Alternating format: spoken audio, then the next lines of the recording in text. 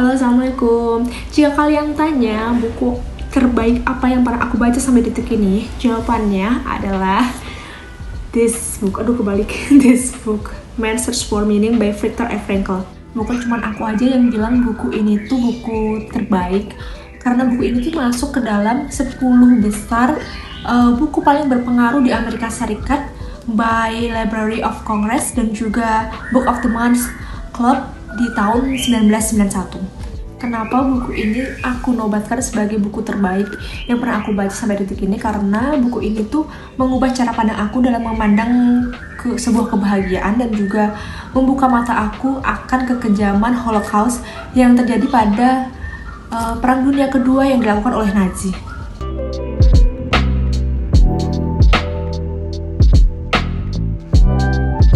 Pada dasarnya buku ini tuh cuma punya 2 bab aja, dan bab pertama itu menceritakan tentang kehidupan Viktor yang selama 3 tahun berada di kamp konsentrasi Theresienstadt yang ada di Auschwitz. Yang menarik, cara dia bercerita itu nggak seserem kayak film-film pembantaian Yahudi.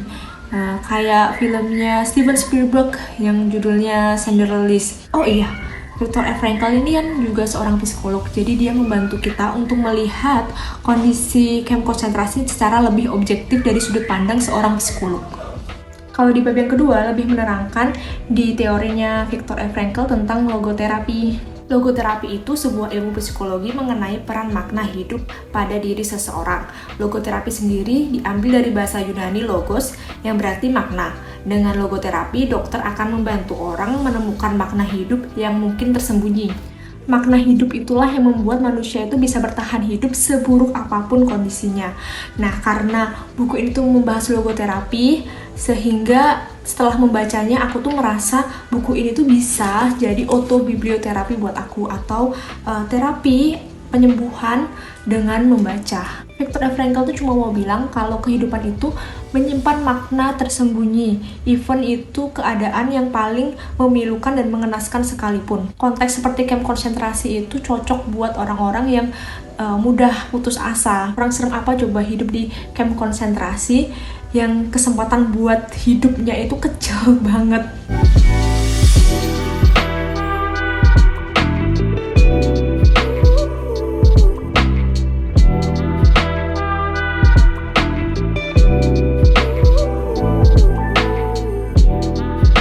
Ketika Hitler menguasai Auschwitz atau Austria pada tahun 1938, sebenarnya beberapa tahun kemudian Pak Viktor ini udah dapat visa untuk ke Amerika melanjutkan studinya. Orang tuanya pun senang karena pikirnya Pak Viktor bakal bisa keluar dari Wina yang saat itu udah nggak kondusif lagi buat keturunan Yahudi.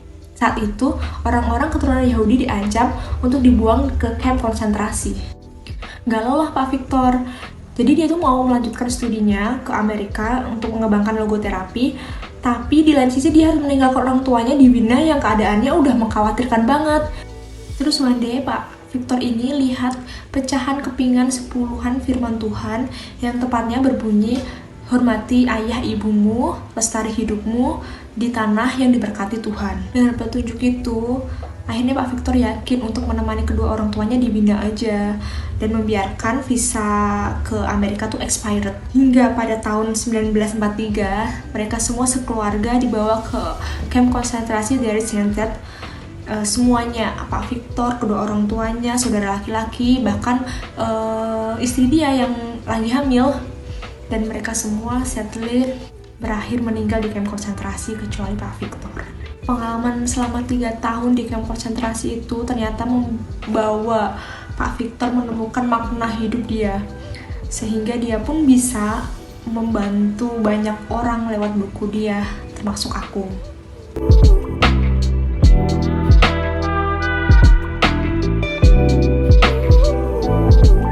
Di kamp konsentrasi kan tingkat kematiannya tinggi kan, kondisinya sangat ekstrim dan juga nyawa pun nggak dihargain. Banyak yang mati karena penyakit, kalau nggak juga mati karena dikirim ke kamar gas, dan tingkat orang yang ingin bunuh diri pun juga tinggi.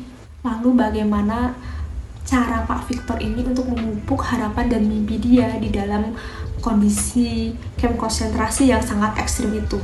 Di kamp konsentrasi ini kan nggak boleh bawa barang satupun even jam tangan, cincin kawin pun juga dirampas. Sepatu yang terlihat bagus pun juga dirampas, terus diganti sama sepatu yang jelek, butut, terus sempit oleh tentara Nazi. Terus gimana nasib naskah logoterapi Pak Victor ini? Nah, sebenarnya Pak Victor udah nulis dari sebelum masuk camp naskah logoterapi dia, dan dia bawa dan coba untuk menyelamatkan naskah itu dengan cara menyembunyikannya. Tapi naasnya ya itu hilang aja di camp konsentrasi. Akhirnya dia mencoba menulis ulang naskah logoterapi dia di potongan kertas kecil-kecil itu.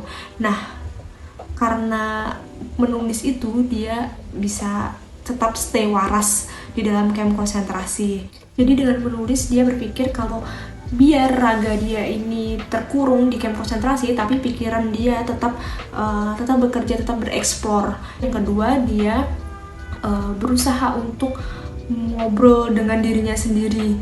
Dia mengibaratkan dia tuh lagi ngobrol sama istri dia, padahal dia tuh nggak tahu waktu itu tuh istri dia tuh masih hidup atau enggak, tapi dia coba untuk curhat gitu sama diri sendiri, padahal di imajinasi dia lagi ngobrol sama istri dia. Itu yang menjaga harapan dan mimpi Pak Victor ini tetap ada.